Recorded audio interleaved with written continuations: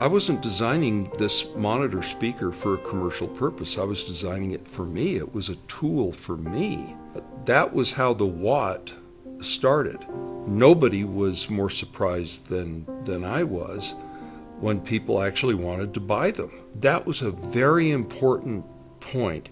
It's like people hearing reproduced music differently than they had ever heard it before, and even though they readily could recognize the shortcomings, they loved what it did well. I think it also illustrates the prime importance of asking the right questions.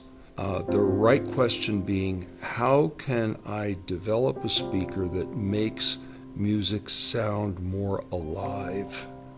I love looking back at the trails that you blazed, the manuscripts that you wrote that we still hearken back to and we still learn from.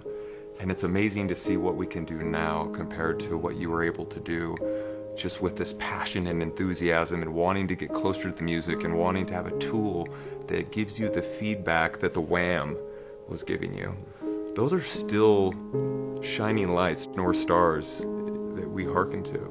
I think that there's a fundamental paradigm here that revolves around the choice. My paradigm, how can it have the things that I think are important in music reproduction, how can it have those so strongly that regardless of its weaknesses, it will be evocative? People will hear that and say, I've never heard it like that before. Not only is it important to have the right tools, it's vitally important that you have the right protocols put into place.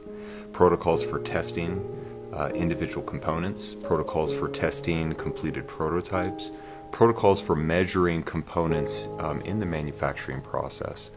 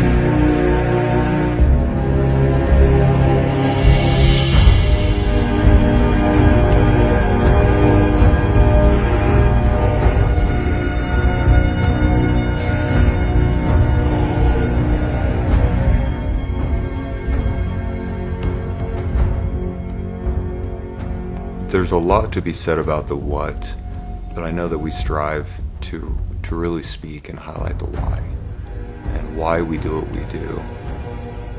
We can talk all day long about the nuts and bolts and what the enclosure's made of and why we made the decisions from a technical perspective. But really, we are serving that healing nature of music. We're serving that empowering nature of music.